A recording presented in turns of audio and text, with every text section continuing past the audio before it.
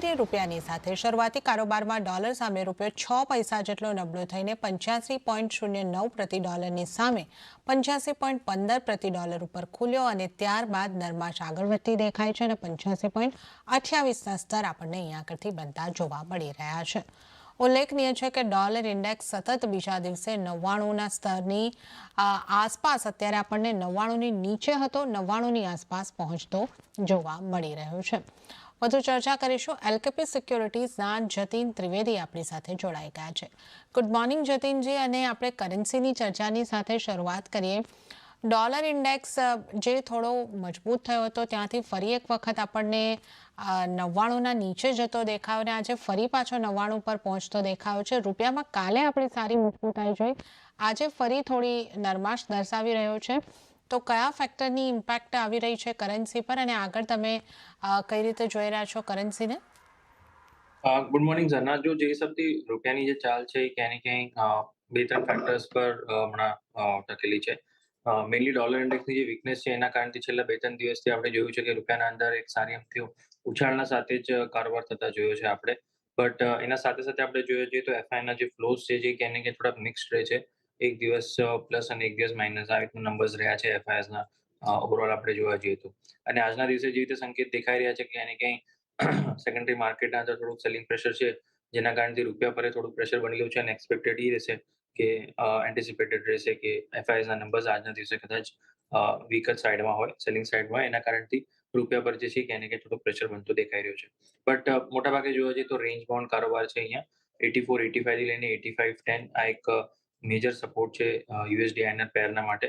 આ રેઝિસ્ટન્સ છે ક્યાંય ને ક્યાંય રૂપિયાના માટે। અને 85-50 ને 85-75 પાસે એક સ્ટ્રોંગ સપોર્ટ પણ બનેલો છે।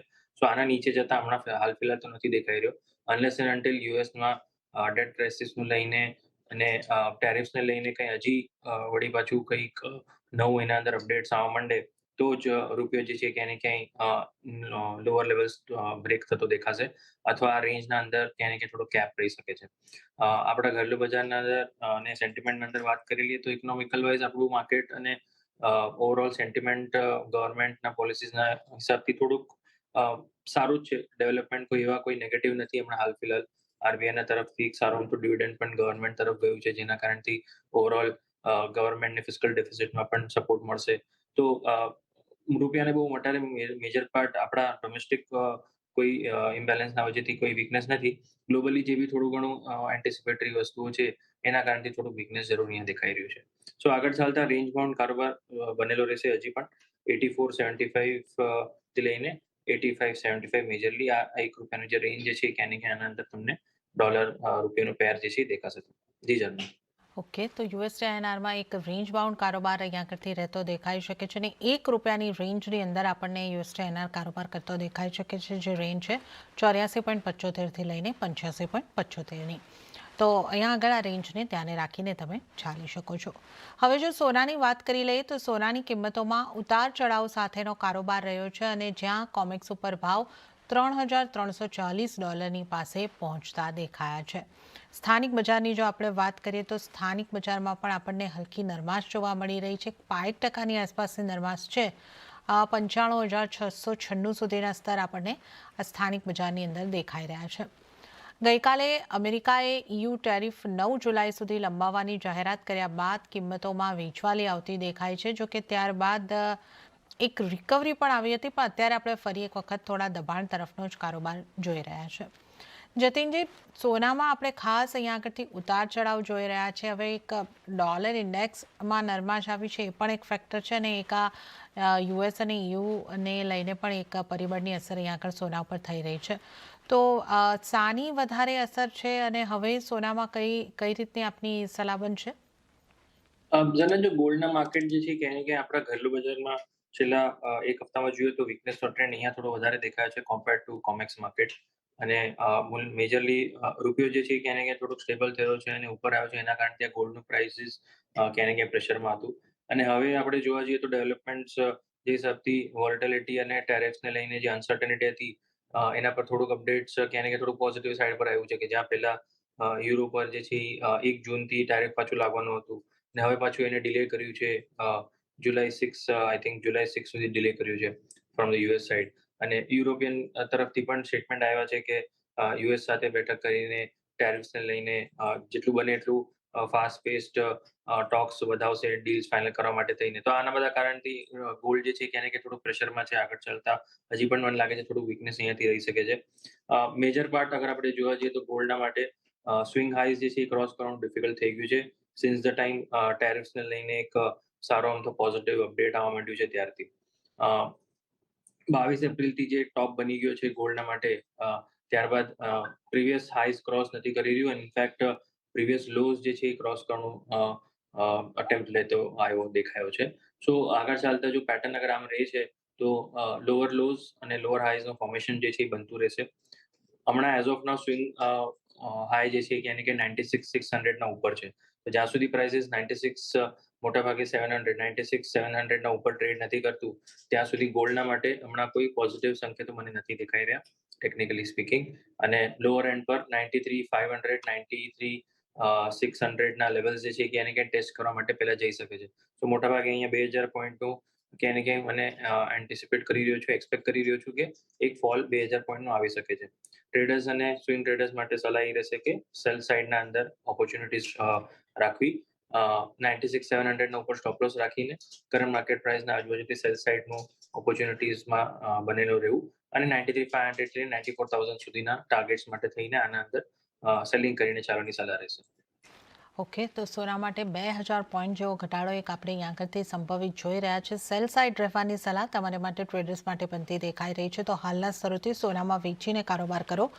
93,500 સુધીના ટાર્ગેટ માટે 96,700ની આસપાસનો સ્ટોપલોસ તમારે રાખવાનો રહેશે. તો સોનામાં વેચીને ચાલવાની સલાહ જતીનજીની બની રહી છે.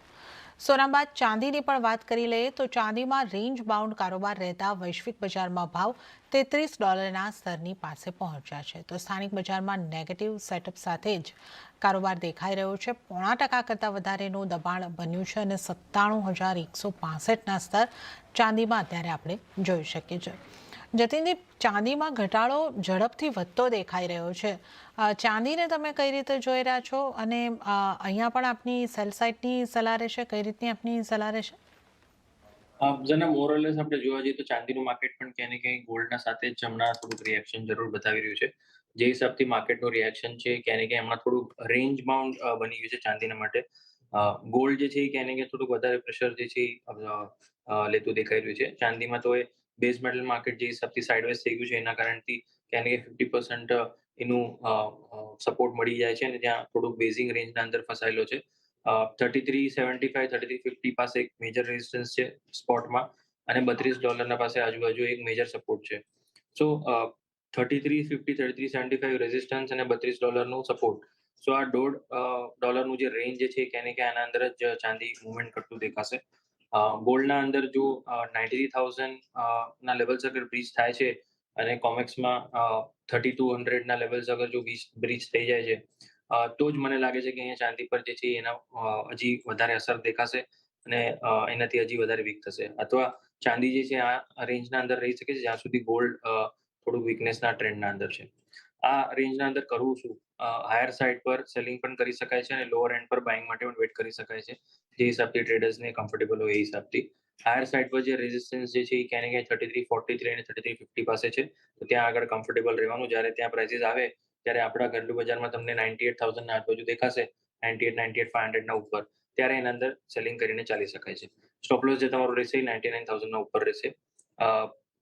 લોઅર એન્ડ પર 32-50 ના રેન્જના અંદર પ્રોફિટ બુકિંગ કરી લેવી અને ત્યાં આગળથી પાછું લોંગ પોઝિશન પણ બિલ્ડઅપ કરી શકાય છે. જો તમે લોંગ સાઇડના ટ્રેડર્સ છો તો અહીંયાથી ડિપનું વેટ કરવાનું છે. જે એગ્રેસિવ ટ્રેડર્સ છે, જે મોમેન્ટમ કેપ્ચર કરવા માટે ટ્રેડ કરે છે, એમના માટે બે સાઇડની સલાહ મેં આપી. હાયર સાઇડ પર સેલિંગની અને લોઅર એન્ડ પર બાઇંગની સલાહ આપું છું. હાયર એન્ડ પર 98,000 ના આજુબાજુ મળે ત્યારે સેલિંગ કરવા અને 95,500 ના આજુબાજુ મળે ત્યારે બાઇંગ કરાય. સો રેન્જ જે છે એ ક્યાંક ને ક્યાંક પકડીને ચાલો અને ટ્રેન્ડ શું છે એ સમજો. ટ્રેન્ડ જે છે હમણાં સિલ્વરના અંદર રેન્જ બાઉન્ડ છે. રેન્જ 95 થી લઈને 98 ના વચ્ચેની છે અને કોમેક્સમાં $32 થી લઈને $33.50 આ રેન્જ જે છે કોમેક્સમાં છે. ઓકે, તો એમસીએક્સ ઉપર આપણે વાત કરીએ તો 95,000થી લઈને 99,000 સુધીની રેન્જ. સલાહ તમારે માટે, જો 98,000ની આસપાસ તમને ચાંદી મળે છે તો વેચીને ચાલવાનું છે, અને જો 95,500ની આસપાસ મળે છે તો તમે ખરીદીને ચાલો. તો જે તરફના મૂવ્સ આવે છે એને જોતા તમારે આ એક કોલ લેવાનો રહેશે. તો ચાંદી ઉપર બંને સાઈડના ટ્રેડની પોસિબિલિટીઝ આપણે જોઈ રહ્યા છે. તો સોના ચાંદીની આપણે અહીં આગળથી વાત કરી છે, અને સાથે જ હાલ સમય થઈ રહ્યો છે એક બ્રેક લેવાનો. લઈશું બ્રેક બાદ આપણે અન્ય કોમોડિટીઝની ચર્ચામાં જતીન ત્રિવેદી સાથે આ શોમાં આગળ વધીશું.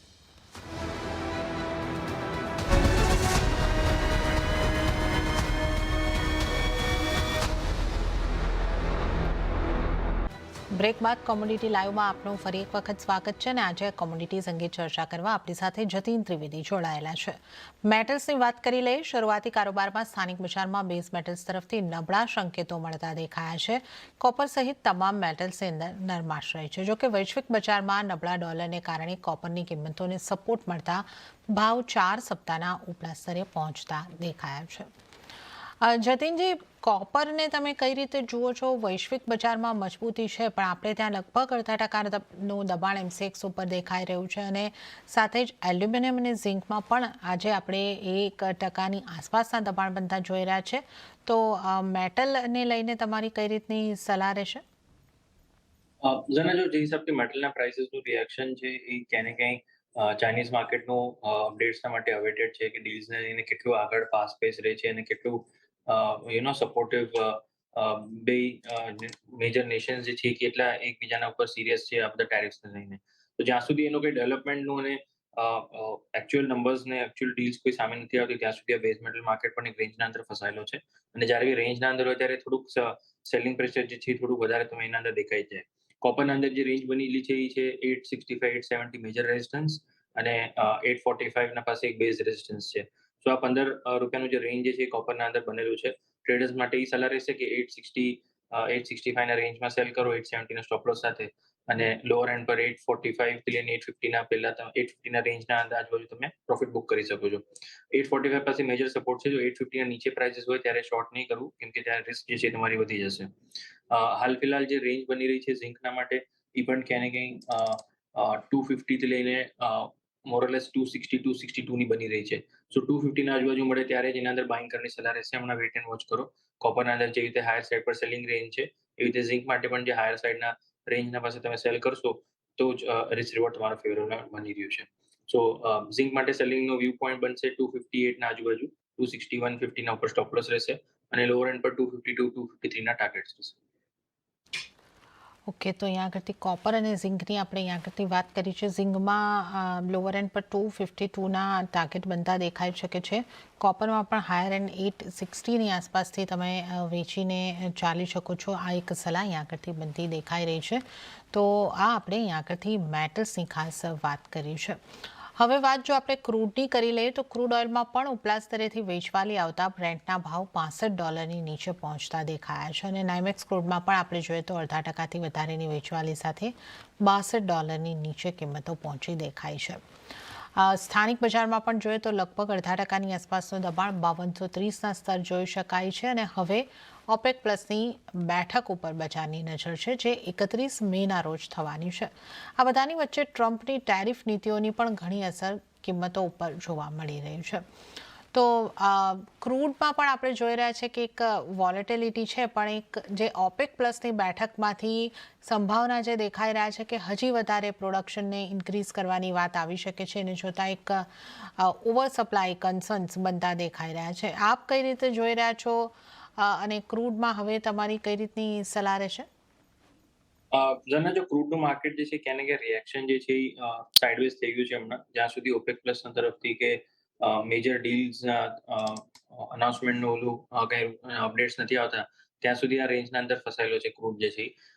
ડોલર ઇન્ડેક્સનું આટલું વીકનેસમાં આવું એ ક્યાં ને ક્યાંય એક સપોર્ટિવ જરૂર રહ્યું છે બધા ઓવરઓલ કમોડિટીઝના માટે, but unless and until major updates ના આવું મેક્રો લેવલ પર ત્યાં સુધી ક્રૂડના માર્કેટને અહીંયાથી બહુ મોટું પોઝિટિવ પુશ મળતું નથી દેખાઈ રહ્યું. હાલાકી હમણાં ટેકનિકલી જોવા જઈએ તો એક સ્ટ્રોંગ પેટર્ન બની રહ્યો છે આના અંદર રિવર્સલનો. સ્વિંગ હાઈ જે છે એ ક્રોસ કરવો બહુ જરૂરી છે 5450નો. અહીંયાથી 200 પોઈન્ટ દૂર છે રિસન્ટ સ્વિંગ હાઈ. તો જ્યાં સુધી આ 5450 ના ઉપર ક્રોસ નહીં કરે ત્યાં સુધી મેજર ટ્રેન્ડ પોઝિટિવ હમણાં નથી બની રહ્યો. 5350 ના આજુબાજુ મેજર રેઝિસ્ટન્સ હમણાં ફિલહાલ દેખાય છે અને 5150 પાસે એક સ્ટ્રોંગ સપોર્ટ છે. સો 52 ના નજીક જેટલું મળે એટલું તમારું સ્ટોપ લોસ ક્લોઝ થઈ જશે રિસ્ક રિવોર્ડના હિસાબે. 5150 ના નીચે સ્ટોપ લોસ રાખીને 52 ના 100 ના આજુબાજુ બાઇંગ કરીને ચાલવાની સલાહ રહેશે. જો ગાડી અગર મિસ થઈ જાય અથવા 5200 પાસે ન મળે ને ઉપર પહેલા જાય 5350 5400 ના રેન્જમાં તો સેલિંગ કરવાની સલાહ રહેશે 5450 ના ઉપર સ્ટોપ લોસ રાખીને. સો બે સાઈડના મેં ટ્રેડ આપ્યા છે ક્રૂડના અંદર કેમ કે રેન્જમાં ફસાયેલો છે. સો આ રેન્જને ધ્યાન રાખીને ક્રૂડના અંદર પણ એવી રીતે જ ટ્રેડ કરું જેવી તમે ગોલ્ડ માટે જે તમે સિલ્વર માટે કીધું. ઓકે, તો ક્રૂડમાં પણ રેન્જને તમારે પ્લે કરવાની રહેશે. જો 5200ની આસપાસના નીચેના સ્તર મળે છે તો તમે ખરીદી કરીને ચાલી શકો છો અને ઉપર 5400ની નજીકના સ્તરની આસપાસ વેચીને ચાલી શકો છો. તો આ સલાહ ક્રૂડને માટે બનતી દેખાઈ રહી છે. રેન્જને પ્લે કરવાની રહેશે. હવે નેચરલ ગેસની વાત કરી લઈએ તો શરૂઆતી કારોબારમાં નેચરલ ગેસની કિંમતોમાં ખરીદી તરફનો ટ્રેન્ડ બનતો દેખાયો છે. જો નેચરલ ગેસની કિંમતોની વાત કરીએ તો આ કોન્ટ્રાક્ટમાં 1% મજબૂતી છે, 281ના સ્તર છે. નેક્સ્ટ કોન્ટ્રાક્ટમાં જો આપણે જોઈએ તો ત્યાં પણ 0.5% મજબૂતી અને 315ના સ્તરની આસપાસ કારોબાર થતો દેખાઈ રહ્યો છે. જતીનજી, નેચરલ ગેસમાં ખરીદારી છે, કઈ રીતે જોઈ રહ્યા છો અને આગળ આપની કઈ રીતની સલાહ રહેશે? ઝરના આના અંદર મેજર ટ્રેન્ડ જે છે એ ડેવલપ થઈ શકે છે. ઘણા ટાઈમથી એક રેન્જના અંદર બનેલો છે અને લોઅર એન્ડ પર સપોર્ટ પણ લીધો છે. રિસેન્ટલી એપ્રિલ મહિનાના એન્ડના અંદર એક સારો આમ તો ઉછાળ આપણે જોયો એપ્રિલ એન્ડથી લઈને ફર્સ્ટ વીક ઓફ મેના અંદર.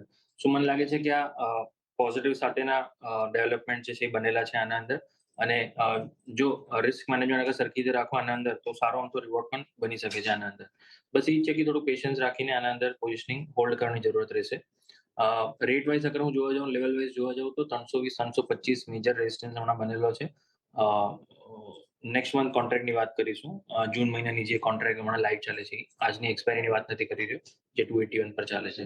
સો જૂન મહિનાના વાયદાના અંદર 320 325 ના પાસે એક મેજર રેઝિસ્ટન્સ છે અને લોઅર એન્ડ પર 310 305 પાસે એક સ્ટ્રોંગ સપોર્ટ છે. નેક્સ્ટ ફ્યુ ડેઝના અંદર મને લાગે છે કે આના અંદર એક સારો આમ તો પોઝિટિવ ટ્રેન્ડ બની શકે છે અને હાયર એન્ડ પર 325 330 સુધીના લેવલ જેથી તમને જરૂર આના અંદર દેખાઈ શકે છે. ડેવલપમેન્ટ સારા દેખાય છે ટેકનિકલી. સો બાઇંગ સાઇડની સલાહ રહેશે 300 ના નીચે સ્ટોપ લોસ રાખીને 315 થી 310ના રેન્જના અંદર બાઇંગ કરીને ચાલો. હાયર સાઇડ પર 330 થી 335 સુધીનો ટાર્ગેટ રાખો. મેજર કોન્ટ્રાક્ટ મિની કોન્ટ્રાક્ટ અને ઓપ્શન્સ પણ છે બેના અંદર. સો પોતાના રિસ્ક રિવોર્ડના હિસાબે આના અંદર ટ્રેડ કરી શકો છો. જો તમે ઓપ્શન્સના અંદર ટ્રેડ કરો છો તો જ્યાં સુધી અંડરલાઇન ફ્યુચર્સ જે છે 300 ઉપર ટ્રેડ કરે છે ત્યાં સુધી તમે કોલ ઓપ્શન હોલ્ડ કરીને ચાલી શકો છો જૂન મહિનાનો જે બી તમને ફેવરેબલ લાગે એટ ધ મની કે નજીકનું OTM એના હિસાબથી આના અંદર પોઝિશનિંગ રાખવાની છે. જી જરૂર. ઓકે, તો નેચરલ ગેસમાં એક પોઝિટિવિટી માટે કારોબાર તમે કરીને ચાલી શકો છો. 330થી 335ના ટાર્ગેટ માટે 300નું સ્ટોપ લોસ રાખીને તમે અહીં આગળથી જૂન કોન્ટ્રાક્ટમાં ચાલી શકો છો. તો આ સલાહ અહીં આગળથી નેચરલ ગેસ માટે બની રહી છે. અને ત્યારે જ જતીનજી, આપનો આભાર અમારી સાથે જોડાવા બદલ અને તમામ નોન એગ્રી કોમોડિટીઝ અંગે ચર્ચા કરવા બદલ આપનો આભાર. હવે આપણે એગ્રી કોમોડિટીઝના કારોબાર ઉપર નજર કરી લઈએ તો મસાલા પેકમાં આપણે જો વાત કરીએ તો ટર્મરિક જીરામાં દબાણ બનતું દેખાઈ રહ્યું છે.